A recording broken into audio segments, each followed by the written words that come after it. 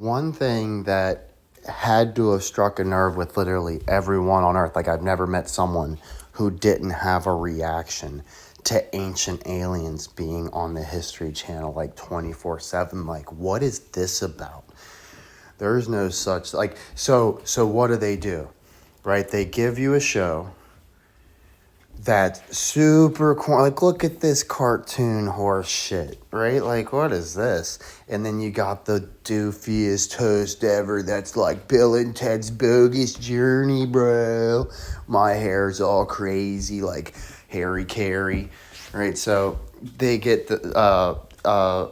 they couldn't possibly find a credible host, right? That's how they have to give you these types of shows, and this type of information is always like, wow, look at this crazy nutbag we found with this conspiracy. You know what I mean? Like, it's not that anybody who's like educated or well put together could possibly think about this type of stuff, but it's like it's the magic is so strong.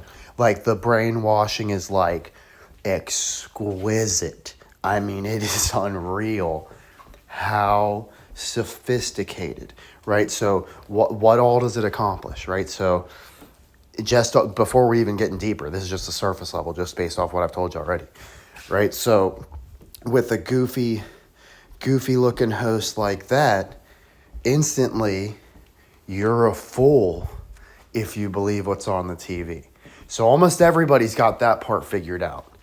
But this is where everyone's line of thinking almost across the board always breaks down on any given topic, and this is where the brainwashing gets them, right? So they see this, they see that goofy host, they know it's bullshit, right? So they instantly assume anything supernatural, anything adjacent to this, right, is also a complete crock of shit. Like, so like they get to someone like Coach, who would broach, very, like, basically approach anything with an open mind, right, and assume could be this, could be that, right?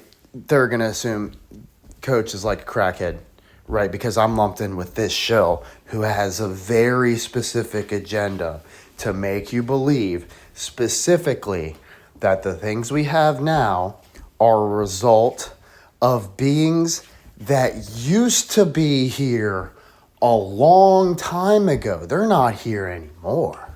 They left us to our own devices. That's why everything sucks now. It's not that we're controlled, right? So these beings, they came a long time ago to help us, right? That's why the U.S. invades Iraq, to help them. We're spreading freedom, right? That's what the Ancient Aliens are doing. They're invading us because we need them. We're useless without them, right?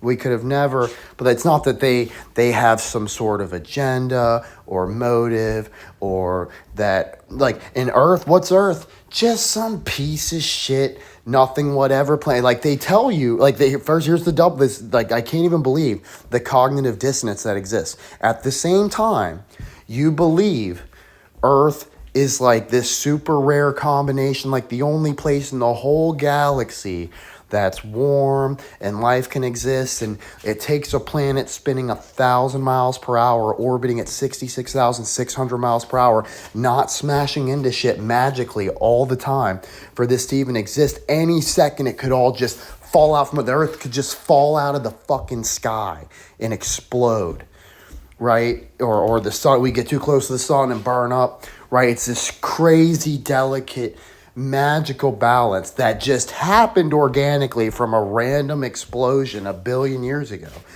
right? So they tell you, so first off, they tell you it's like 1,000 miracles in one that there's a habitable planet, while at the same time telling you, who the fuck would want to be here? We're just the inbred redneck cousin of the universe. Like, this is West Virginia. Like, nobody wants to fucking visit here, right? Meanwhile, what happens in West Virginia? They mined the fuck out of the place, enslaved us, shot us if we rebelled, right? Gave us fake money to buy basically shit that we made out of the shit we dug out of the ground. You know what I mean? Like, so they always they're always the stuff they want the most. They act like is just like, who the hell would want just a planet full of fucking resources and a giant population and all these diverse animals and drugs and this is fucking stupid. Who would stop here, right? So if you did believe in outer space and that we're just like a pit stop on the galaxy, that's the only way the rest of the magic, like if one domino falls, it all collapses. That's why they attack you so vehemently when you even go after the most obvious hokey bullshit thing like a satellite or something like that, right? Because you're gonna figure the rest out eventually, right? It can't like they've already got this super delicate blend of cognitive dissonance that if one thing shifts, it's this disruption, right? This tremoring effect throughout the brain. Like everything starts getting rethought slowly and carefully, and maybe you got to think something through 100 times where it's like, whoa, I can't believe I believe that, right?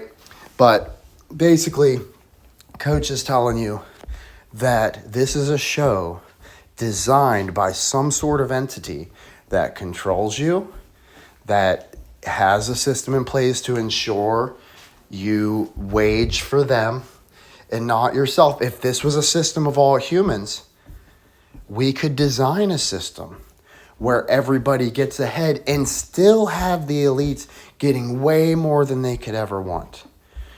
So the fact that doesn't exist shows you very specifically the people at the top, or whatever is at the top. You just assume people, right? So whatever's at the top controlling actively dislikes humans. It's only going to give humans the bare minimum. Okay, and like what would fit into those theories?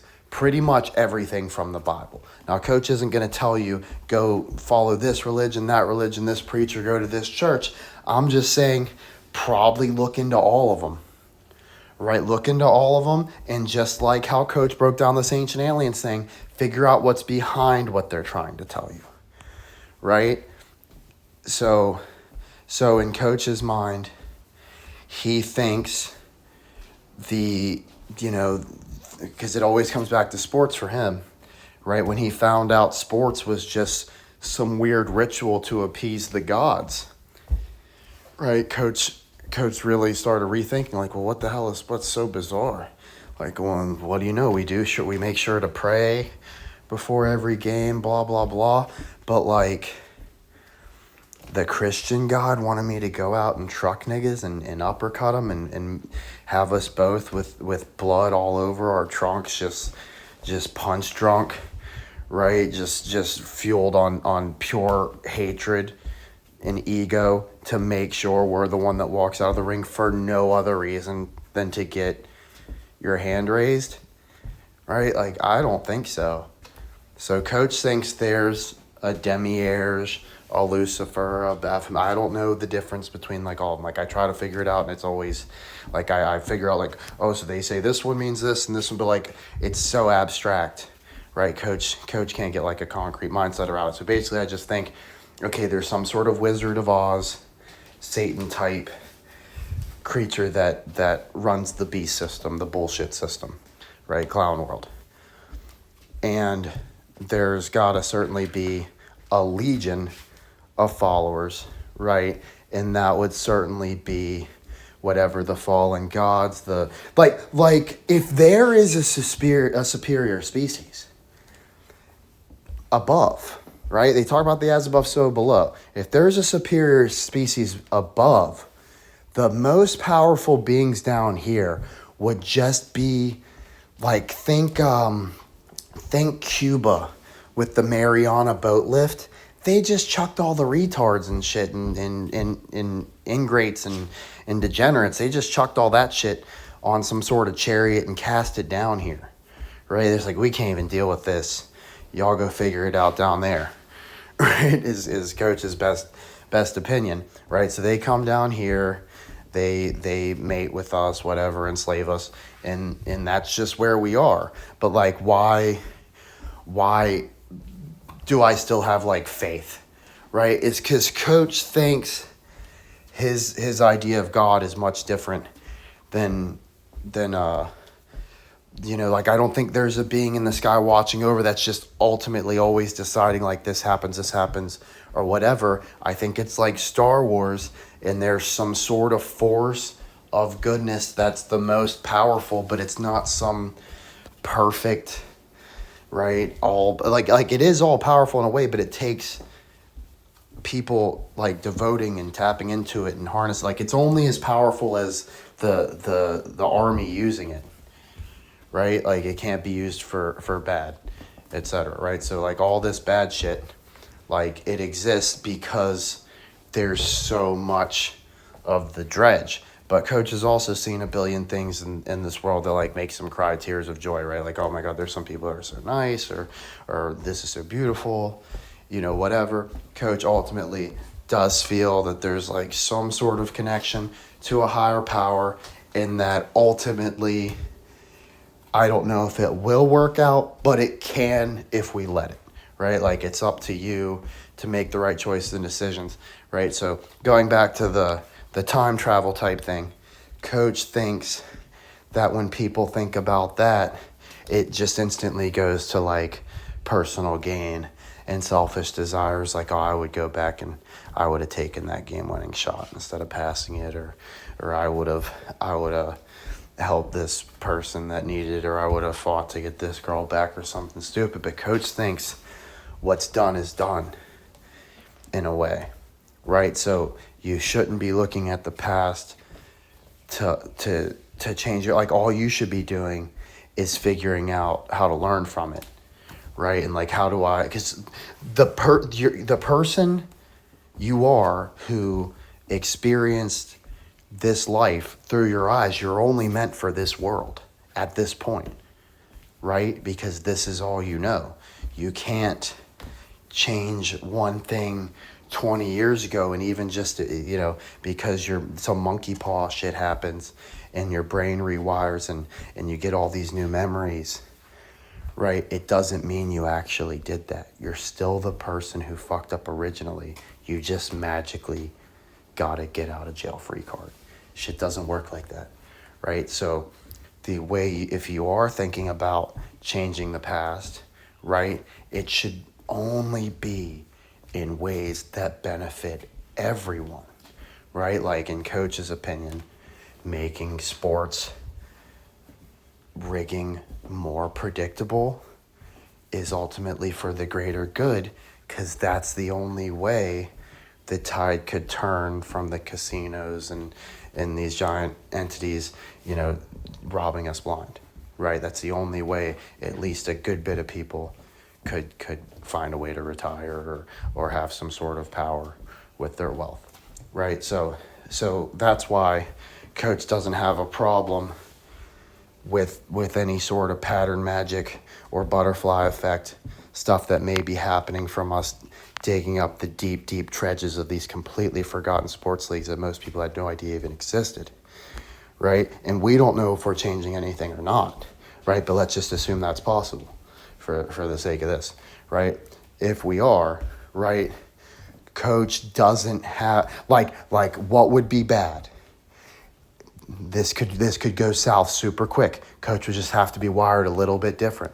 Think of the version of Coach that just can't fucking stomach that his Sixers haven't won all these years, right? Which doesn't quite fit because we're pretty sure they are about to win, okay? But let's flip gears. What if Coach was a Cardinals fan? Arizona Cardinals fan. We know they're toast forever. Or this is a perfect one, because Coach was a Red Sox fan. What if Coach never stopped being a Red Sox fan and thought, we need to get to 26, just like the Yankees, like, as soon as possible. So I'm expecting all this stuff to go the Red Sox way just because I want the Red Sox to have more championships. But it's not making anything more obvious, or, like, it's just to get my stupid sports team more wins. That would be, like, the worst thing you could ever possibly do, right? In Coach's opinion, right? But if we're just trying to expose them, no harm, no foul. I think we can only have a positive result come from it. And most likely, nothing's happening, right? I don't think we are changing anything, but we could be. So Coach brings up the possibility. Appreciate you. Let me know your thoughts.